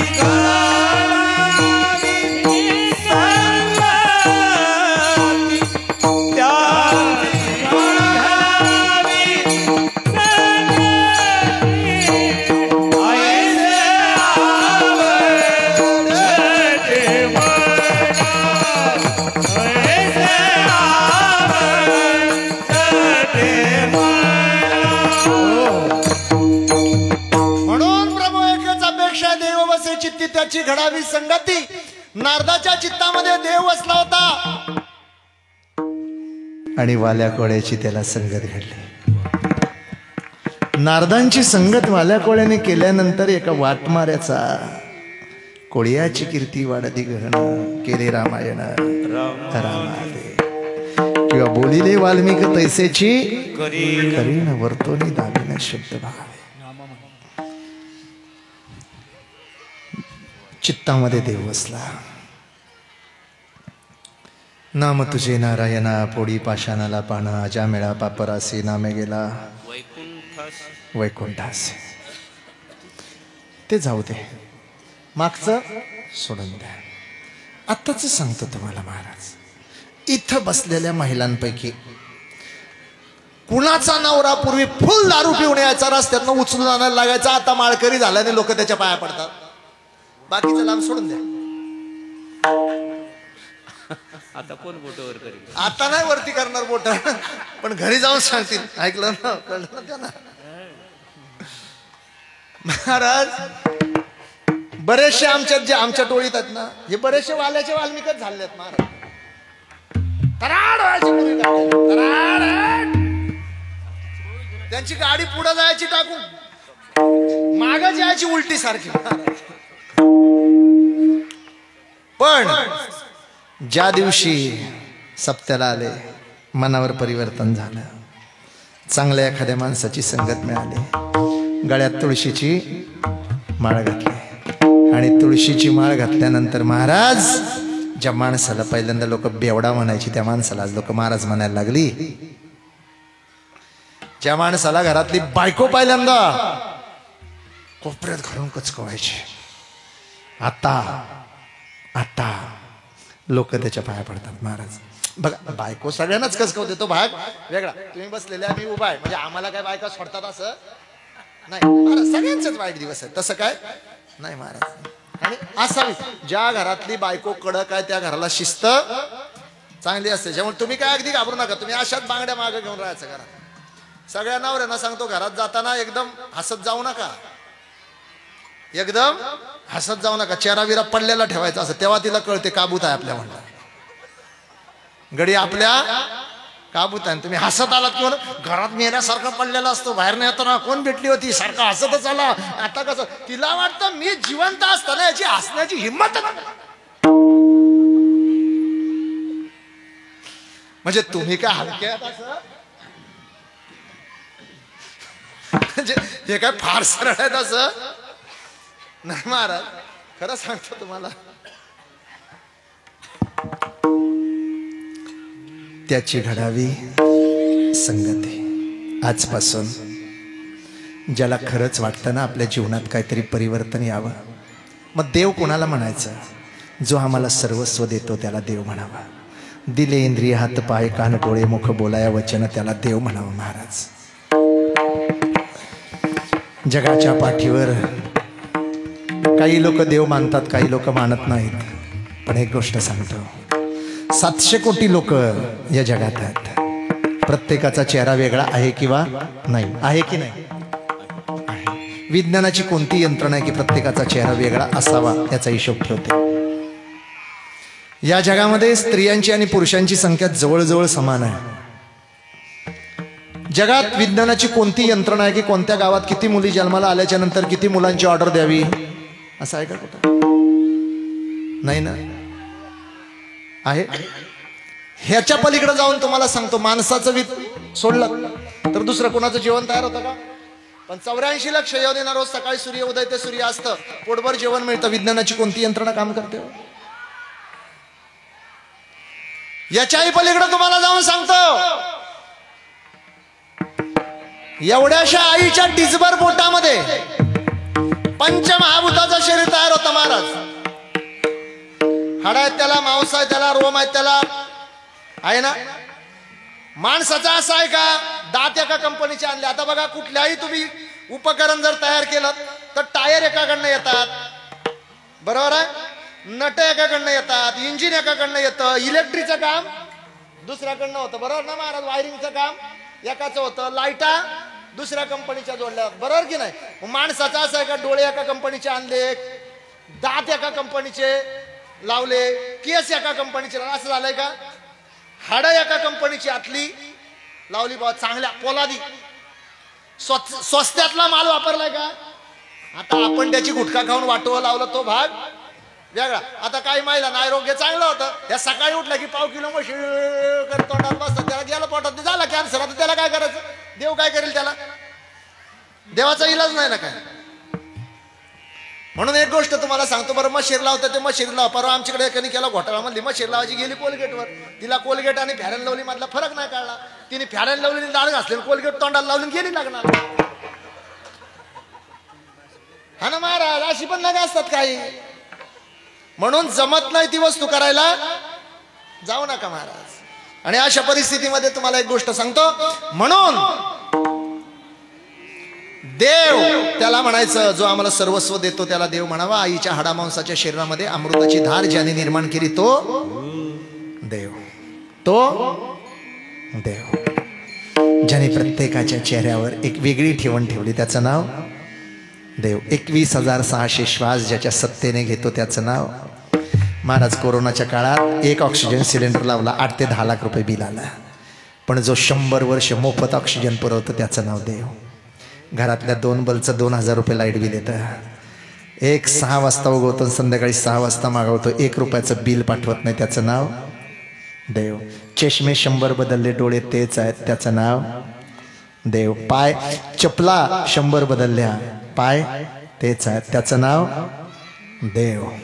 लाख मोलाचं शरीर दिलं ना महाराज. हात बघा ना किती फ्लेक्झिबल आहे, काही काम करू शकतो याच्याने. हे हायड्रोलिक असते तर कधीतरी आधी समजलं असतं ना याच्यात. आणि म्हणून त्याचं नाव देव. म्हणून तो देव वसे चित्ती त्याची घडावी तया दर्शने स्पर्शने पुण्य. हरी भक्त विरक्त विज्ञान राशी जने मानसी स्थापिले निश्चयासी तया दर्शने स्पर्शने पुण्य जोडे तया भाषणे नष्ट संधे मुळे. त्याचं नाव देव. आणि म्हणून देव वसे चित्ती त्याची घडावी संगती. म्हणून आजपासून आपण माझ्यातल्या भाने करू नका, अहंकार सोडून द्या. अनन्य भावाने ज्याने हे जीवन दान दिलं ना, अनन्य भावाने त्याच्या ठिकाणी वाकायला शिका. त्याच्या नावचा कपाळाला टिळा लावायला शिका. महाराज, का करायचं टिळा लावायचं माहित आहे? 1 मिनिटच घेतो तुमचं, 1च मिनिट घेतो आणि 3 मिनिटात शेवटच्या सेवा संपवतो. आमच्याकडं तुळशीची लग्न झाली ना, आता लग्न सुरू झाली ना, आता पौष महिना म्हणून नसतील ना, पुढं आता झालेच सुरू जवळजवळ. आता पोरांना बिचारांना लग्न कधी होतात काय होतं ते कळतच नाही. कारण 100 मुली आहेत, 65 मुली आहेत, 100 पोर आहेत. लग्न किती होतील? 65. बाकीचे गेले वरातीला. बचाव आवाज कोणाचा? 1.5 दिवस उपाशी असलेल्याचा. पोरीने थोड्या दिवस धीर धरा, तुम्ही शिका, थांबा थोडा वेळ. काय तुमच्या बापाच्या घरात 15-15 लाख रुपये घेऊन जर लोक नाही आले तर मला विचारा. फक्त फक्त थोडासा धीर धरा बाय, थोडासा अगदी बरं का. 15-15 लाख रुपये तुमच्या दारात येणार. कारण 100 पोरं आहेत आणि 65 मुली आहेत. 35 पोरांना बाबा आरक्षण द्यावं लागेल तिकडं. लग्नच ठरत नाही, कराल काय. म्हणून सगळ्या पोरांना सांगतो, अजूनही वेळ गेलेली नाही. आई बापाचा आदर करा. शिक्षण घेता येईल तेवढं घ्या. कुठलंही काम करायला लाजू नका. युपीतला माणूस येतो इथं सेंटरिंगचं काम करतो महाराज. बंगालमधनं माणूस येतो सेंटरिंगचं काम करतो. केरळमधनं माणूस येतो टायर मध्ये हवा भरतो. राजस्थान मध्ये माणूस येतो पाणीपुरी भेलपुरी विकतो. युपी बिहारचा माणूस चणे पाव बटर विकतो. आणि आज त्याने आमच्या इथं करोडपती झाले आणि आम्ही फक्त इथं कुणाची मिरवणूक निघाली, आवाज कुणाचा 1.5 दिवस उपाशी असतो. आम्ही फक्त एवढंच करा, कोण आला रे, कोण आला. कार्यक्रमाचा टाइम झाला. आपण म्हणायचं तुझा बाल आलाय का. आणि म्हणून आज तरुण पोराने अजून वेळ गेलेली नाही. आई बापाने ठरवली असेल, एकनी चकनी काळी निळी कसली असू दे, हा म्हणा अक्षता टाकून घ्या, वाट बघू नका. आणि जर आपली ठरायला पाहिजे तर सुधरा. पूर्वी पोरी कुणा बिनाला मिस कॉल करायच्या, आता पोरी लय हुशार झाल्यात. अजिबात नाही, ती लगेच ब्लॉक करते, लगेच ब्लॉक करते, लगेच म्हणजे एक कामाचं नाही आपल्या. आता ते दिवस गेले. आणि बळजबरी कोण जर असं करत असेल ना बाळा, उगाच मिस कॉल करा. गप गोड बोलून बोलवायचं, गप गोड बोलून हे म्हणायचं, अरे तुझ्याशिवाय बस तुम नहीं आते तो हम मर जाते, हम बहुत चाहते हैं तुमको. घ्यायचं, जवळ जवळ आणायचं, भावा बिवांना बोलवायचे, अशा बांगड्या माग घ्यायच्या, अशा अशा द्यायच्या, 4-5 सणासण ठेव. थोबाड सुजून गावात 8 दिवस फिरलो की मिस कॉल. तुम्ही फक्त करा, तुम्ही नेमळटगत वागू नका. अरे तुम्ही झाशीच्या राणीने ज्या मोगलांची आतडी काढली ना, त्याचे वंशजात, ज्या इंग्रजांची आतडी काढली त्यांचे वंशजात, 700 वर्ष चाललेला सुलतानीचा नंगानाच नष्ट करणारा राष्ट्रमाता जिजाऊने मोगलांच्या 7 शायांबरोबर लढणारा त्यांच्या छातीवर गाडून घोषणा केली, अरे कुत्ता भी नहीं पेशाब करेगा औरंगजेब की पहचान पर, कुत्ता भी नहीं पेशाब करेगा ये मुगलों की पहचान पर. आप भगवा लहराएंगे सारे हिंदुस्तान पर, सारे हिंदुस्तान पर. या घोषणा करणाऱ्या वाघिणीच्या लेखी आहात तुम्ही. ते हा म्हणलं मग मी पण हा म्हणलं, अजिबात जमत नाही असं. आणि म्हणून हे जरी नाही कळलं तरी दुसरा येईल, हे जरी नाही कळलं,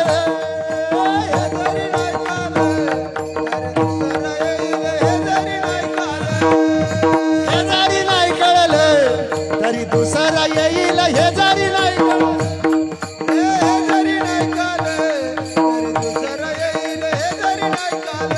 हा सरत शेवटी बा काळ बांधून नेईल, सरत शेवटी बा काळ बांधून नेईल, काळ बांधून नेईल, सरत शेवटी बा, हे सरत शेवटी बा काळ बांधून नेईल, सरत शेवटी बा, सरत शेवटी बा काळ बांधून नेईल, सरत शेवटी बा. एक जनार्दनी आमचे काय वाजाईल, एक जनार्दनी आमचे काय वाजाईल, एक जनार्दनी आमचे काय वाजाईल. पिंगळा माधवारी कोण बोलतो देखा, पिंगळा माधवारी, हरी पिंगळा माधवारी कोण बोलतो देखा, पिंगळा माधवारी, हे पिंगळा माधवारी बोलतो देखा, पिंगळा माधवारी, हे पिंगळा माधवारी बोलतो देखा, पिंगळा माधवारी. हे तू ऐक ना ग बाई मुखी राम नाम घेई, तू ऐक ना ग बाई मुखी राम नाम घेई. मानव देह आला जन्माला, संसार केला काही, मानव देह आला संसार केला काही. घे हरिनाम घे माया तू सोडून दे, घे हरिनाम घे माया सारी सोडून दे, घे हरिनाम घे माया सारी सोडून दे.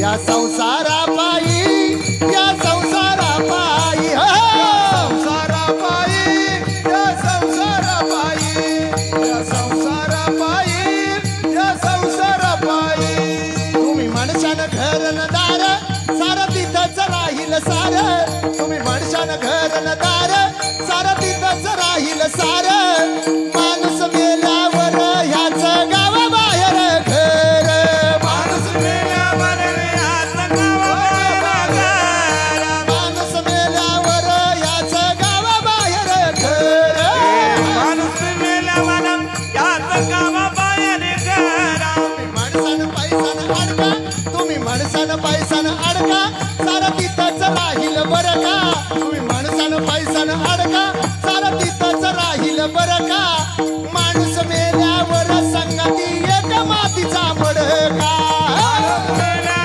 संगती एक मातीचा मडका माणूस मेल्यावर संगती एक मातीचा मडका घे घे घे हरिनाम घे माया तू सोडून दे घे हरिनाम घे माया सारी सोडून दे घे घे घे हरिनाम घे माया सारी सोडून दे टाळी टाळी टाळी सारी सोडून दे हात लावणी नशिबाला तू रडतो रे दाई दाई हात लावणी नशिबाला तू रडतो रे दाई दाई या संसारा पायी या संसारा पायी या संसारा पायी या संसारा पायी या संसारा पायी या संसारा पायी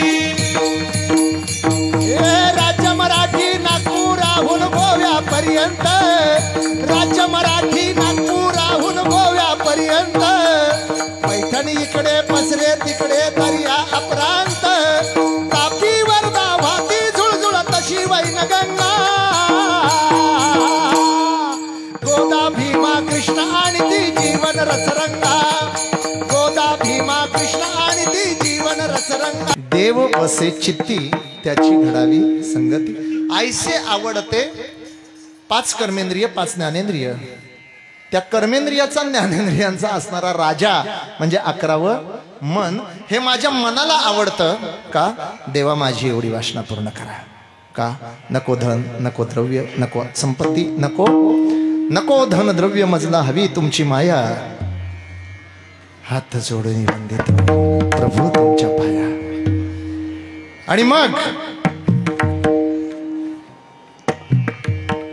ऐसे आवडते कैसे ऐसे देव वसे चित्ते अनेक दुसरे मज नाही आता नेमली या चित्तापासून या पांडुरंग ध्यानी पांडुरंग मनी जागृती सोपनी किंवा तुझविन सखा मज नाही कोणी वाटते चरणी द्यावी वाटे म्हणून ऐसे आवडते मना देवा पुरवावी वासना हरी जना सवे भेटी न हो अंग संग तुटी हरीचे दास परमेश्वराचं चिंतन करणारे त्यांच्या संगाती माझी भेट होते न हो अंग संग तुटी अंग म्हणजे त्यांची कला संग म्हणजे संगत आपण म्हणतो ना मला थोडं कलेचं अंग आहे गायनाचं अंग आहे वाचनाचं अंग आहे बोलण्याचं तसं हरिजनांच्या सवे त्यांच्या असणाऱ्या कलेचं मला अंग लाभू दे न हो अंग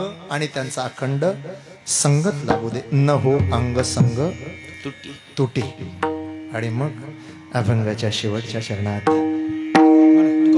तुका म्हणे दीने तुका म्हणे दीने तुका म्हणे दीने तुका म्हणे दीने तुका मन दीने तुका मन दीने तुका मन दीने तुका मन दीने भले संत संगष्टने भले संत संगष्टने संगष्टने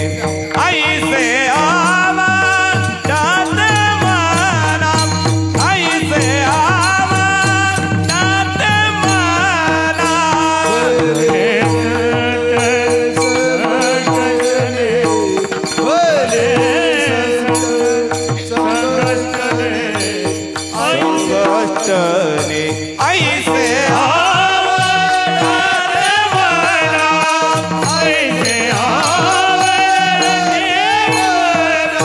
देवा पुरबावे वासना देवा पुरबावी वासना पुरबावी वासना ऐसे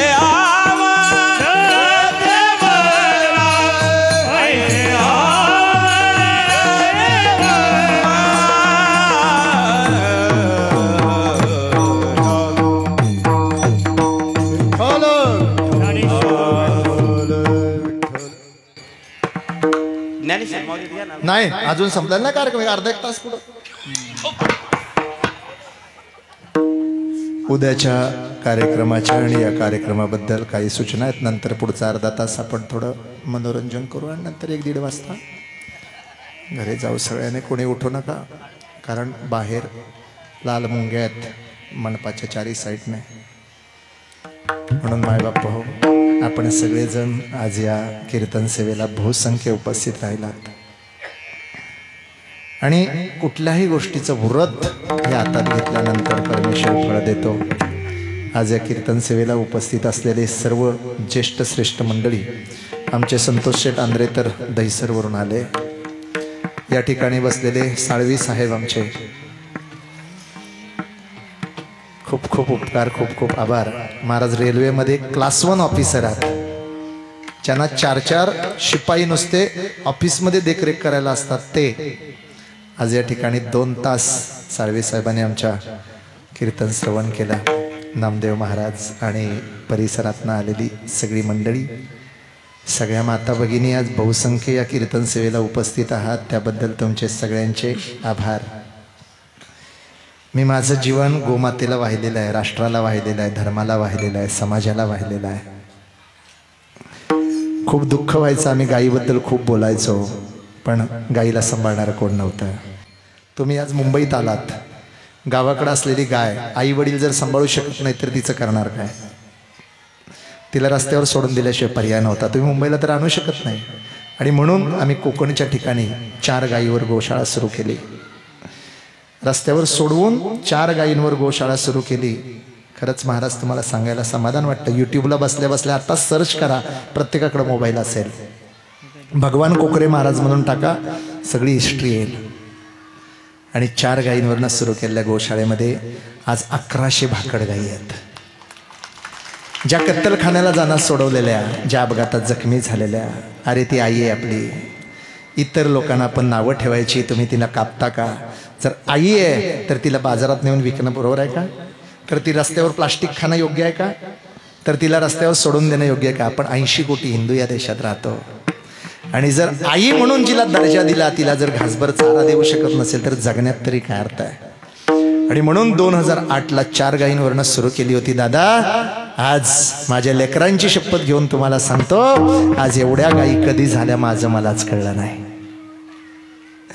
आणि रोज 70 ते 80 हजार रुपये खर्च आहे रोज एक गाईला 50 रुपये लागतील की नाही मग 1100 गायीची किती होतील 11×5 55 24 कर्मचारी काम करतात त्यांचं राहणं खाणं जेवण हे सगळं दवा पाणी औषध ह्या सगळ्याचं जर बजेट काढलं ना तर रोज 70 ते 80 हजार रुपये पर डे खर्च आहे मला माहित नाही माझ्या पांडुरंगाची माझ्या संतांची तुम्हा सगळ्यांची माझ्यावर काय कृपा आहे काही कमी पडलं नाही जी संकट आली परमेश्वराने सहज निवारले आणि आजही मी एकमेव असा गरीब कीर्तनकार आहे म्हणजे श्रीमंत कीर्तनकार आहे सॉरी मी कधी कीर्तनाचे पैसे मागत नाही मी कधी पाकिट उघडून बघत नाही मोजून ठरवून घेत नाही आज तुम्ही 25 देणार आहे तो भाग